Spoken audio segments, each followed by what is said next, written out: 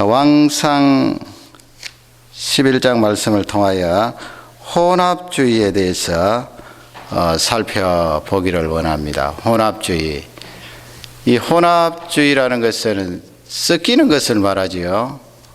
하나가 아니고 둘, 셋 이렇게 섞이는 것을 말하는데, 이스라엘 백성들은 밭에다 씨앗을 뿌릴 때도 다른 두 종자를 함께 섞어서 뿌리지 않습니다. 하나님께서 그렇게 하지 말라고 그렇게 말씀을 했습니다. 오이를 심으면 오이 씨앗을 뿌리고, 감자를 심으면 감자만 심어야 되지, 그 한 고랑 안에 감자도 심고 오이도 심고 콩도 심고 그렇게 하지 말라는 거예요. 그리고 이 짐승들을 부릴 때 이 소나 양을 같이 그렇게 할 수도 없습니다만, 같이 멍에를 씌워서 그렇게 밭을 갈지 말아라. 이 소나 말, 소하고 말도 종류가 다르지요. 하나님께서 그 종류대로 소를 만드시고 말을 만드셨는데, 같이 그렇게 멍에를 지어서 밭 이랑을 갈지 마라. 요즘은 또 그렇게 특별한 방법으로 할 수 있는지 모르겠습니다만은, 그렇게 하나님께서 말씀하신 것은 상징적이지요. 그 이스라엘 백성들은 하나님께서 선택한 거룩한 백성들이기 때문에 구별되게 살아라는 것입니다. 그래서 성경에 거룩할 때는 구별이라는 뜻과 내용이 통하는 것입니다. 구별되게 살아라. 섞이지 말라는 거지요. 그것을 이스라엘 백성들에게 잘 가르쳐 주고 있습니다. 너희들은 하나님이 만드신 하나님의 백성인데, 다른 잡다한 것을 받아들여서 세상과 뒤섞여서 하나님이 하나님인 줄 모르고 그렇게 살아서는 안 된다 하는 것을 우리에게 알려주고 있는데, 오늘 이 11장 말씀은 그런 맥락에서 혼합주의에 대해서 우리에게 강력하게 도전하고 있습니다. 요즘 이제 이 인종들이 다양한 이 세계 속에 문명이 발달될수록 점점 시간도 단축되고 통용이 많지 않아요. 그리고 이 매스컴이 발달되고 또 컴퓨터가 들어와서 서로 이렇게 왕래가 잦다가 보니까 어느 특정한 이 종교에 대해서 우리 믿는 신앙만이 구원이 있다 이렇게 말하면 그 종교를 향하여서 비난을 하고 그 부분에 대해서 배타적이다 그렇게 이야기를 하는데, 성경 말씀은 아무리 문명이 발달되어도 하나님은 창조주시고 하나님은 다른 어떤 존재와 견줄 수 없는 그런 절대자이심을 우리에게 알려주고 있습니다. 요즘 이 신학도 이 기독교만 진리가 아니고 다른 종교에도 진리가 있다. 그러므로 구원의 길은 예수 그리스도뿐만 아니고 다른 길을 통하여서도 구원이 있다 하는 이런 다원론적인 주장이 있고요. 그 다원론은 혼합이죠. 혼합. 하나님의 말씀을 절대 진리로 받아들이지 않고 다른 사람이 말하는 그런 철학적 종교적 내용도 같이 뒤섞어서 수용을 해야 된다 그런 말씀인데, 성경 말씀은 그 부분에 대해서 우리에게 굉장히 강조하여 이야기를 하고 있습니다. 그렇게 해서는 안 되는 것이, 하나님만이 이 우주의 절대자지요. 우리 사람들이 섬기고 있는 그 신이라고 말하는 것은 다 따지고 보면 피조물이고 사람들이 만들어 놓은 섬김의 대상일 뿐이지 하나님은 아닌 거예요. 오직 말씀을 우리에게 주신 하나님, 우주를 만드신 그 하나님, 그분만이 진짜 절대자예요. 그러니까 이 혼합주의에 대해서 조심하라 그렇게 우리에게 경고의 메시지로 주시는 말씀입니다. 2절 보면은 거기에 이제 모세 율법에 나오는 말씀을 이 왕상 기록자가 기록을 하고 있는데, 하나님께서 여러 국민들에 대해서 이스라엘 백성들에게 말씀하지 않았어요. 거기서 주시는 중요한 핵심은 너희들이 그 이방 족속들하고 통하지 말라 그렇게 돼 있어요. 거기 통하지 말라 이 말씀은 인터메리를 말하는 거지요. 그래서 그 문장을 보면은 굉장히 강조했습니다. You must not intermarry with them. 그 사람들하고는 절대 결혼해서는 안 된다. 그런 말씀이에요. 그러니까 구약 시대는 하나님께서 이스라엘 백성들을 선택하고 가려 뽑았기 때문에 이 혈통을 중요시했습니다. 그 혈통에 따라 다른 민족하고 결혼을 해버리면은 혈통이 섞일 뿐만 아니고 또 다른 민족이 가지고 있는 그 종교가 들어와서 뒤섞여 버리기 때문에 절대 결혼을 해서는 되지 않는다. 그것을 2절 말씀에 기록을 하고 있어요. 그리고 그 사람들도 이스라엘에게 와서 이스라엘 사람들하고 결혼을 해서는 안 된다. 그렇게 못 받고 있는데요. 요즘이야 뭐 또 다른 민족하고 결혼할 수 있죠, 여러분. 구약 시대가 아니니까.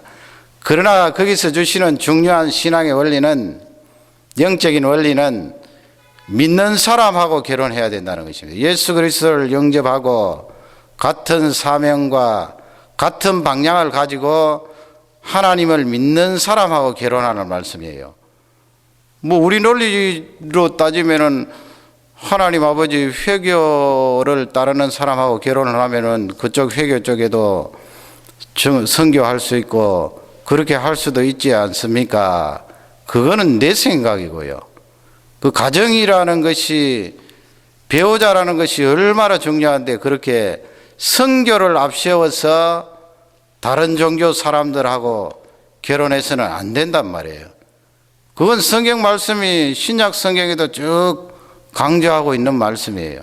절대 안 된다는 말씀입니다. 그 선교한다고 회교권에 있는 사람들하고 결혼하면은 나중에 큰 풍파가 일어나고 내가 그 사람을 바꾸기는커녕 그 사람이 가지고 있는 그런 신념들이 내 속으로 들어와서 믹스가 되어서 인생을 망친다는 말씀이에요. 그것을 이제 이 솔로몬의 경우를 지금 이 왕상 기록자가 하나하나 제시하면서 우리에게 가르쳐 주는데, 그래서 2절 말씀은 율법에 나오는 그 말씀을 이제 인용하면서 적어 놓고 1절 말씀에 가면 여러분 솔로몬이 그 애굽의 바로 임금님의 딸을 데려다가 아내로 삼았다고 그렇게 되어 있잖아요. 그 얼핏 그냥 생각하면은 그냥 바로 임금님 딸을 데리고 사는구나, 솔로몬 임금님, 그렇게 생각할 수 있지만은 사실은 하나님께서 솔로몬에게 대단한 힘을 실어 주신 거예요. 그때 당시만 해도 이집트라고 하면은 대제국이거든요. 문명이 찬란하고 요즘과는 비교가 되지 않습니다. 그런데 그 바로의 딸을 아내로 삼고 나중에는 그 궁궐도 지어주잖아요. 그만큼 이집트 제국에서 이 솔로몬의 나라를 높이 봤다는 증거예요. 그렇게 지내고 있는데 거기서 끝난 것이 아니고 이제 1절 하반절 말씀에 보면은 이 솔로몬 임금님이 다른 이방 여자들을 좋아했다고 되어 있는데 거기 보면은 뭐 모압도 나오고 암몬도 나오고 또 시돈도 나오고 헷도 나오고 또 여러분 잘 아시는 에돔도 나와요. 그 에돔은 지독하게 하나님 안 믿는 그런 족속들인데 솔로몬이 그런 이방 여자들과 연애했더라고 되어 있는데 아주 그 이방 여자들을 좋아한 거예요. 그렇게 지혜가 있는 사람이 이방 여자들을 그렇게 좋아하고 그들을 이제 아내로 삼았음을 성경은 기록하고 있습니다. 아까 제가 말씀드린 대로 뭐 솔로몬이 그런 주장을 하면서 그 여인들을 데리고 온 것은 아니지만은 그렇게 논리를 펼 수도 있잖아요. 아니 그 에돔 족속의 여인들을 데려다가 왕궁에 같이 지내면서 암몬 모압 족속의 그 여인들을 데려다가 같이 지내면서 하나님 가르치고 율법 가르치면 그 사람들이 변하고 이방 사람들이 하나님 족속이 될 것 아닌가. 천만의 말씀. 그 부분에 대해서 못을 박으면서 성경 말씀은 아니라고 그렇게 주장을 하는데요. 3절 말씀에 가면은 거기 여인들의 숫자가 나와 있는데 후비가 몇 명이에요? 거기 후비가 700명이에요. 700명. 물론 뭐 중국의 어느 왕보다는 적습니다만은 700명이고, 빈장이라고 되어 있는데 빈장은 컨큐바인이라고 해서 첩으로 보면 됩니다. 잠자리를 같이 하는 여인들. 그 앞쪽에 나오는 여인들은 후궁이라고 보면 되고요. 그러니 솔로몬 옆에 1000명 이상 되는 여인들이 있었는데, 솔로몬이 얼마나 지혜가 있어요. 그 솔로몬이 그 1000명 되는 여인들이지만 그 지혜를 가지고 하나하나 불러서 하나님 말씀 가르치고 그들을 바꿀 수 있으리라, 그 지혜를 가지고. 그러나 바꿀 수가 없었어요.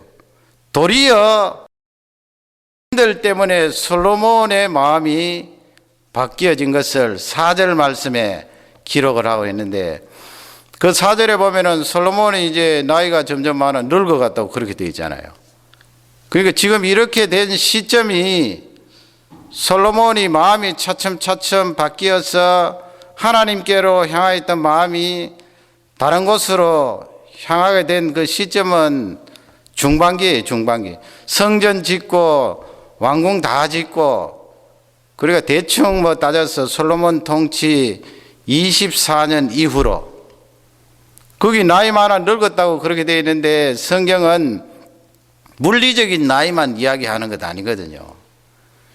솔로몬 마음속에 잡다한 것이 들어와서 혼합주의로 변했다 하는 것을 알 수가 있습니다.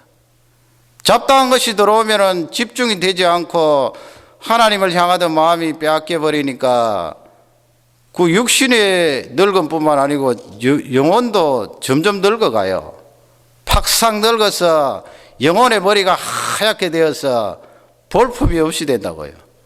그것을 성경은 기록을 하고 있습니다.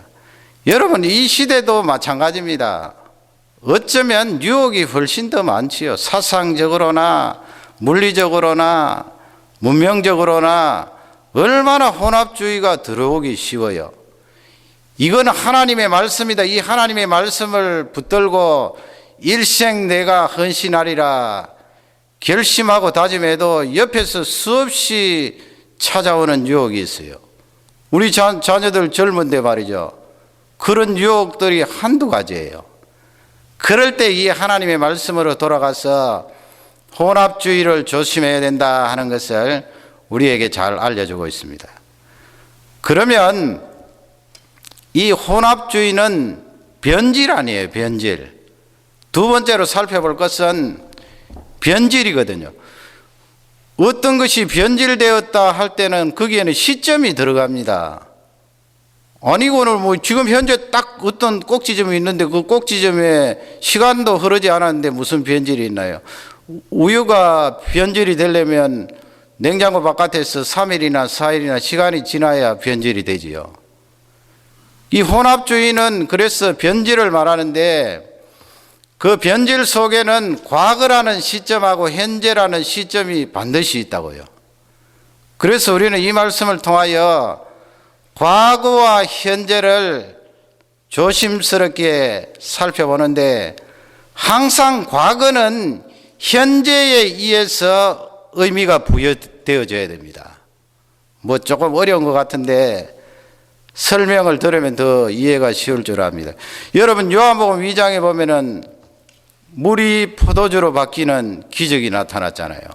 예수님께서, 창조주이신 그분께서 뭐 간단하지요. 그분의 능력으로 우주를 만드셨는데 물을 가지고 포도주를 왜 못 만듭니까?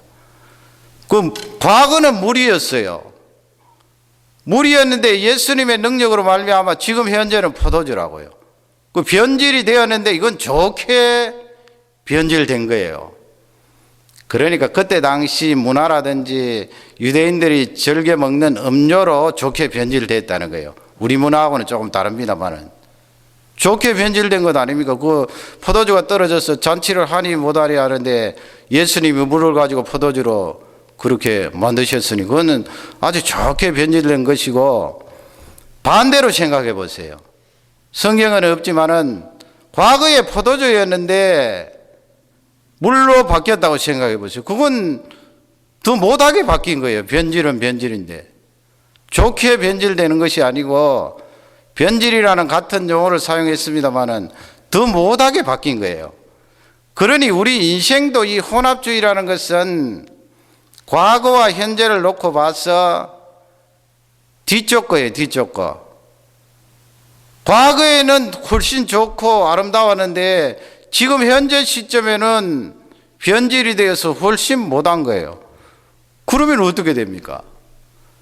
탕자라는 그 두 번째 아들이 아버지의 재산을 가지고 먼 타국으로 가서 다 허랑방탕하고 날려버렸잖아요. 나중에는 돼지우리 속에 들어가서 지엄 열매를 먹는데 거기서 이제 깨닫게 되잖아요.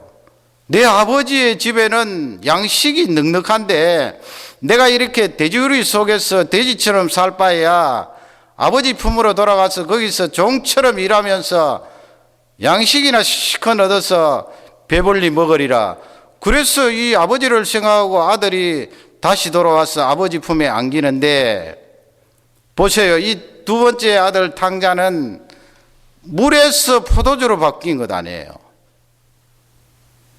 현재 시점으로 생각하면은 과거는 형편없는 사람이에요. 아버지의 재산을 그렇게 다 가지고 가서 그것도 그냥 사업한다고 날린 것이 아니고 자기 쾌락을 위하여서 쓰는 바람에 다 날려버렸으니까 이 과거만 보면은 아주 나쁜 사람이에요.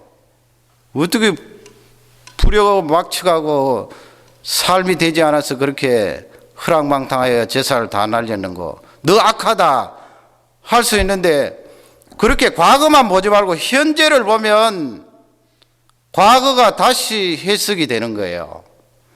그래서 과거를 돌아보면서 하나님 아버지 그때 너무 잘못했습니다.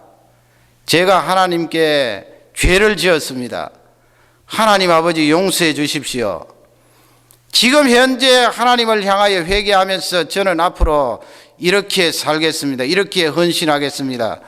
그리고 아버지 품에 안기는 거예요. 그러니 그 과거는 의미가 있지 않아요. 하나님 앞에 회개하는 귀한 의미가 있잖아요. 그러나 솔로몬 보세요. 솔로몬 보시면은 반대거든요. 9절 말씀에 가면은 이 솔로몬이 여호와 하나님을 떠나 그렇게 했어요. 여호와 하나님을 떠나.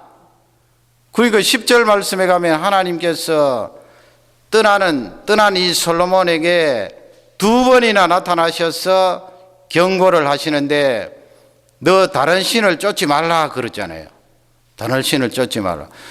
그러니 이 솔로몬 같은 경우에는 처음에는, 과거에는 아주 질이 좋은 포도주였는데 시간이 자꾸 지날수록 물로 바뀐 거예요. 변질이 되는데 그거 혼합이죠. 혼합이 되어버렸어요. 혼합주의자가 된 것입니다. 솔로몬이 여러분 얼마나 신앙적으로 본받을 점이 많았어요. 처음에는 그 왕상 2장 말씀에 가면은 처음에 이스라엘 백성들 다스릴 때 자기 나이도 어릴 뿐만 아니고 자신이 없으니까 하나님 앞에 무릎을 꿇어서 1000번 제사를 드리고, 꿈에 하나님께서 나타나셔서 내가 너에게 무엇을 줄까 물으니까 다른 것 하나님 앞에 말씀드리지 않고 하나님께서 나에게 맡기신 이 백성들을 어떻게 하면 지혜롭게 다스릴 수가 있겠습니까? 지혜를 달라고 구했잖아요. 하나님께서 그 중심을 보시고, 너 참 기특하다. 내가 너에게 지혜뿐만 아니고 다른 부귀 영화도 줄 것이다. 그렇게 기도에 응답하시고 아버지의 그 유언에 따라 성전을 짓는데 말이죠. 아름답게 성전을 짓고, 여러분 얼마 전에 했지만은 그 솔로몬이 성전 봉헌식을 할 때 그 기도가 얼마나 아름다웠어요. 하나님 아버지, 하늘의 하늘들이라도 제가 용납할 수 없거든 어찌하여 사람의 손으로 지은 이 전에 그 크신 하나님이 거하실 수가 있습니까? 얼마나 아름다운 신앙 고백이에요. 그리고 그 내용에 보면 막 조목조목 따져서 이스라엘 백성들을 위하여 기도하고 하나님 아버지 이 성전에 들어와서 두 손을 들고 백성들이 기도하면 죄도 사하여 주시고 온역도 고쳐주시고 가뭄이 들어 비가 오지 않으면 비도 내려주시고 백성들을 위하여 그렇게 기도하는데 거기까지만 보면은 이 솔로몬의 신앙이 굉장한 거예요. 대단한 거예요. 그러나 그가 그 아름답던 좋았던 그 신앙이 차츰차츰 혼합주의자로 변화해져서 나중에는 변질이 된 거거든. 그래서 우리는 항상 과거를 돌아보면서 지금 현재 나를 살펴봐야 돼요. 되게 우리 사람은 그렇잖아요. 저를 포함해서 과거를 돌아보면서 야, 과거에 내가 기도를 얼마나 하고 과거에 내가 헌신을 얼마나 하고 과거에 내가 충성을 얼마나 했는데 사실은 그걸 가지고 나 자신을 합리화하거든요. 그래 지금은 대충 이렇게 해도 괜찮다. 지금 열심히 하고 지금 헌신하는 사람이 과거를 돌아보면서 그렇게 이야기를 잘 하겠어요. 지금 조금 변질이 되었기 때문에 자꾸 과거를 돌아보면서 그런 이야기를 하게 되거든요. 그러니 지금 현재 그 과거를 생각하면서 지금 현재 내가 과거에 대해서 큰 의미와 감사를 부여할 수 있는 현재의 삶이 되어 있는가, 혼합이 나에게 들어오지 않았는 그것을 살펴보라는 귀한 말씀입니다. 과거에 또 역으로 생각해서 내가 아무리 잘못하고 허랑방탕하고 죄를 지었을지라도 지금 현재 여러분 십자가의 강도처럼 예수 그리스도를 의지하고 당신의 나라에 가실 때 나를 기억하소서. 그 현재 시점에서 예수 그리스도를 의지하고 헌신하면 과거도 하나님께서 용서해 주시고 그 과거에도 구원해 주시는 은혜를 베풀어 주신다는 말씀이에요. 그러니 혼합주의에 대해서 생각할 때 반드시 현재를 점검하라는 말씀입니다. 솔로몬이 현재를 점검했었어야 됩니다. 그러면 마지막 세 번째로 이 혼합주의가 어디에서 들어옵니까? 이 혼합주의는 관계에서 들어옵니다. 관계에서 혼합주의가 생기는데 첫째는 사람과의 관계예요. 사람과. 두 번째는 하나님과의 관계예요. 하나님과의 관계를 잘하면 혼합주의를 막을 수가 있고 사람과의 관계가 중요한데 그 사람이 누구냐가 중요하다는 말씀이죠. 6절 말씀에 가면은 거기에 여호와의 눈앞에 솔로몬이 악하다 그렇게 되어 있지요. 하나님께서 그렇게 평가를 하시는 거예요. 악하다.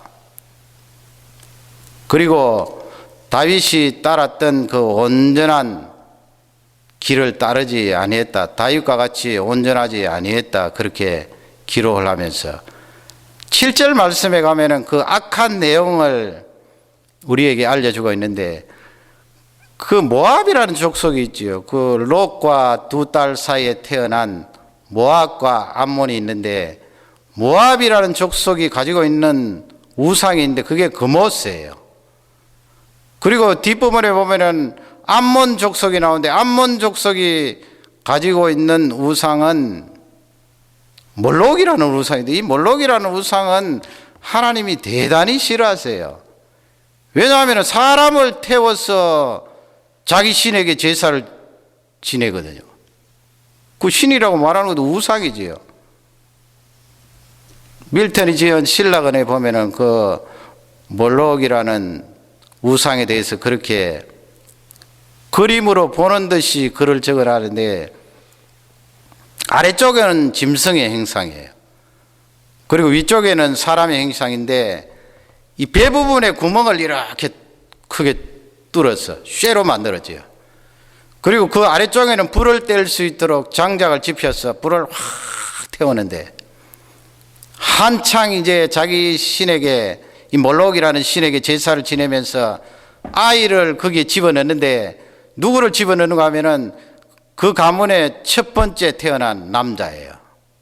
가장 귀하고 하나님이 주신 귀한 선물인데 이 아들을 제사를 지내면서 그냥 불타는 그 구멍 속에 집어넣고 북을 치고 좋아라고 신께 드렸다고 바쳤다고 그렇게 하네요. 그러니 하나님께서 얼마나 싫어하시겠어요. 하나님께서 가장 싫어하는 우상인데 그 7절 말씀에 보면은 그 그모스 우상, 이 몰록이라는 우상을 예루살렘 앞에 산당을 짓게 했다고요. 이 솔로몬이. 기가 막힐 노릇이죠. 그리고 8절 말씀에 가면은 이 암몬과 모압 족속 외에 다른 지역에서 온 그런 여인들에게도 역시 후비들에게 장소를 할애해서 산당을 짓도록 했다. 성경은 그렇게 기록하고 있습니다. 그러면 솔로몬이 이렇게 변절이 된 것은 관계 때문이잖아요. 누구? 빈장과 후비들 때문에. 그것도 이스라엘 사람이 아니고 다른 지역에서 온 여인들 때문에 변질이 된 거예요. 그러니 여러분, 우리가 사람과 사람 사이의 관계가 그토록 중요하다는 말씀입니다. 그러기에 성경은 이 이단 같은 사람은 아예 상종을 하지 마라 그랬어요. 인사도 하지 마라 그랬어요. 물론 뭐 특별히 수십만 명 가운데 한 명, 두 명 정도는 하나님께서 특별한 소명을 그에게 주셔서 이단에게도 다가가서 전도하고 그들을 고치려고 하는 사람이 있을런지는 모르겠습니다만은 대개 우리는 그렇지 않다고요. 그 사람들하고 관계를 하고 계속해서 교제를 하면은 그 사람이 가지고 있는 그런 혼합주의적인 것이 내가 가지고 있는 진리를 야금야금 삼켜버려요. 원래 하나님의 진리는 삼키는 그런 진리가 아닌데 내가 약하니까 그렇단 말이에요. 그 귀중하고 아름답고 절대적인 진리를 가지고 있음에도 내가 약하니까 야금야금 삼켜져서 솔로몬처럼 넘어간다는 말씀입니다. 사람과의 관계가 중요하지요. 그러면 좋은 사람과 관계하면은 이 혼합주의를 막을 수가 있겠고, 그 다음에는 예배가 절대적으로 중요해요. 지금 6절, 7절, 8절 말씀에서 솔로몬 임금님이 산당을 그렇게 세우면서 이스라엘 백성들이 드리는 하나님 앞에 제사를 다 철폐했다, 그 말씀 아니에요. 그러나 여러분, 중요한 것은 이스라엘 그 수도 안에 그렇게 이방 잡신들의 산당이 들어오면 예배가 강화됩니까? 예배가 약화됩니까? 하나님을 향한 예배는 틀림없이 약화돼요. 물론 솔로몬 임금님도 정기적으로 1년에 3번 제사에 참석하고 하나님 앞에 제사를 드렸겠지만은 한 가지 분명한 사실은 하나님 앞에 예배가 약화된다고요. 혼합주의가 여러 가지 잡다한 우상이 들어왔기 때문에 그 우상으로 인한 하나님 앞에 예배가 약화됩니다. 그래서 우리가 혼합주의를 막을 수 있는 중요한 내용 가운데 하나가 예배예요. 앞으로 보세요. 예배가 점점 약화됩니다. 예배를 드리는 중에는 눈에 볼 수가 없습니다. 우리 하나님은 눈에 볼 수가 없어요. 우리 육안으로는 제한되어 있기 때문에. 우리 육안이 제한되어 있어서 그렇죠. 하나님이 실제 살아계시고 존재함에도 불구하고 우리 이 육신의 눈으로 가지고는 볼 수가 없어요. 보면은 죽게 된다고요. 그러니 앞으로 여러분 점점 시간이 지남에 따라 예배가 약화돼요. 법당에 가면은 거기에 큰 형상이 있어서 사람이 육안으로 볼 수 있기 때문에 거기에 엎드리고 절을 하지만은 여러분 교회 안에 들어오면은 볼 수가 없어요. 하나님을 어떻게 볼 수 있습니까? 그냥 사람이 사회 보고 사람이 기도하고 사람이 성경 읽고 사람이 찬양하고 사람이 말씀을 전하고요. 그러니 점점 예배가 약화되고 예배를 약화시키는 전략은 사단의 전략이에요. 우리 자녀들도 마찬가지고요. 그러니 우리가 꼭 가지고 놓치지 말아야 될 것은 어떻게 하든 이 예배에 성공하는 사람이 되어야 된다. 내 일생에 하나님 앞에 예배드리는 이 일은 절대 양보하지 말다. 그 부분에 대해서 결심하고 각오하고 또 결심해야 됩니다. 예배가 강화되면 혼합주의가 들어올 수가 없어요. 변질이 될 수가 없습니다. 솔로몬은 예배를 놓쳐버렸습니다. 예배가 점점 약해집니다. 시큰둥해집니다. 그러니 온 나라가 하나님 앞에 예배드리는 제사보다는 이방 신들에게 제사 지내는 그런 소굴로 변해버렸어요. 무시무시하게 변했어요. 오늘 여러분, 이 말씀은 혼합주의가 바짝 다가와 있는 이 시점에 우리에게 주시는 귀한 메시지입니다. 좋은 신앙의 관계를 맺고 하나님 앞에 예배에 성공함으로 이 혼합주의를 막아 하나님 앞에 귀하게 쓰임받는 능력의 종들이 되시기를 주님의 이름으로 축원합니다.